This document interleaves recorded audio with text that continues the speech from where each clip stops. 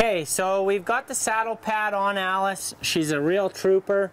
She's just being awesome here. Now we're going to saddle her up.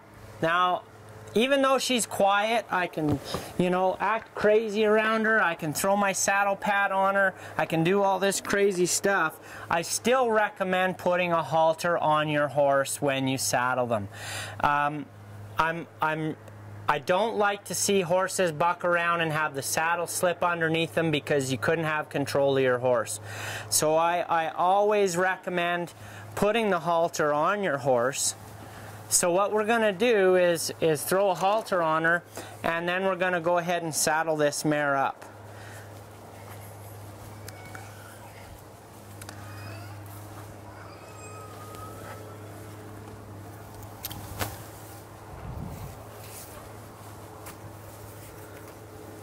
I put my rope halter on her. When I'm handling a young horse, I like to drape my lead rope over my arm just like this. Now the reason I do this is where the important stuff starts, okay? The reason I do this is I can still work around my horse, but I have control at a moment's notice just by grabbing that lead rope. Now you can see that this rope is not wrapped around my arm, okay? Because if it were, it would be extremely dangerous because she could pull away from me and potentially break my arm. So I drape it over my arm and I have control. Okay, I do not wrap the rope around my arm. So it's equivalent to just holding on to your lead rope like this. There's no wrapping. If she were to pull back, the rope would simply come over my arm without breaking any bones. So I just drape the lead rope over my arm. Now what we're going to do is we're going to saddle this filly up. Now my theory on saddling up a colt is if on day one they want to buck, it's okay. I want to make sure that these colts move their feet and get out, stretched out around the round pen on the first day of them being saddled up. I'm going to turn her loose and I'm going to allow her to do her thing at the start after we saddle her up. Now, if they want to buck, that's okay. First day, it's okay. Second day, I don't condone it and I might discourage it. And on the third day, I absolutely, under no circumstances, allow them to buck. If I got to pull them around or pull them out of it, then that's what I'll do. Now, things can get a little hairy sometimes if you've got a real wild colt, but no matter what, I do not allow them to buck on the third day, and I do everything that's in my power to discourage it. Now, when I grab my saddle, I like to throw it underneath my arm, just like I did my pad. I got a hold of my cantle board and I keep my hand right here at the front of the saddle just ahead of the swell. This way I can carry my saddle real easy and approach my horse and still have use of my left hand. I've got my lead rope draped over my arm, not too long, but I can grab it at a moment's notice. I'm going to adjust my pad, make sure it's sitting up on her nice, pull out any mane hair that's right underneath the front of my pad so it doesn't pull.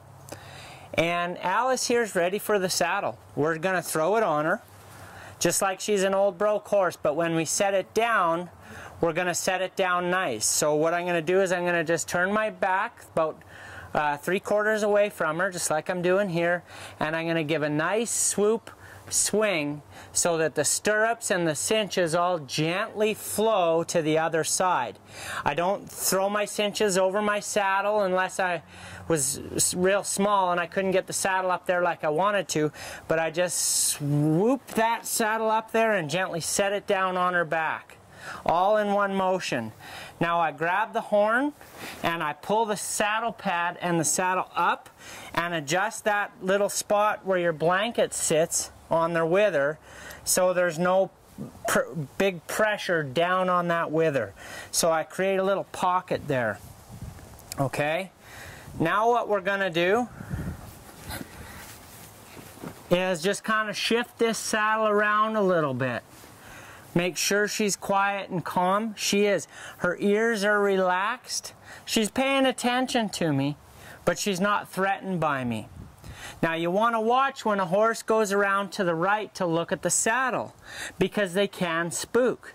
And when they do, they're probably going to go to the right and you're on the left. So you've got to be aware that the body may push you if she were to take off, which is important why you always want to keep a hand on your horse. So if she did do that, you could push yourself back a step or two to get out of the way, and then grab your lead rope and pull her back to you.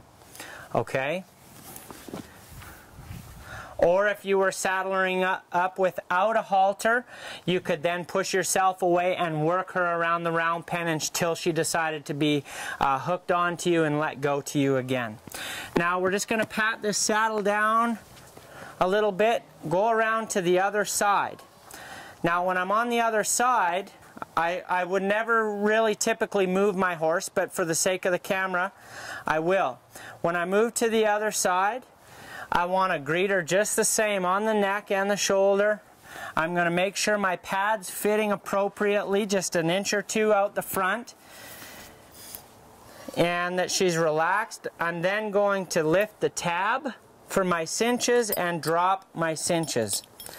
Now it's very important at this stage, before you go back to the other side, to make sure that your cinches fit.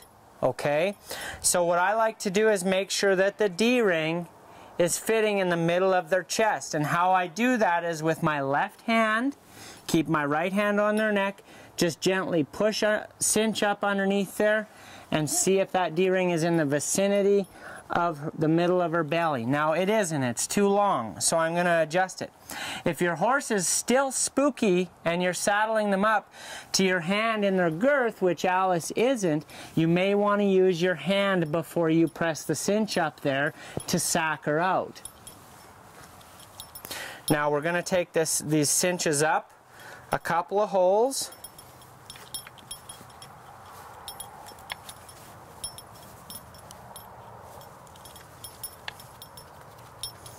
If you know the horse, the size of the horse, you can always do this before you throw the saddle up there as well.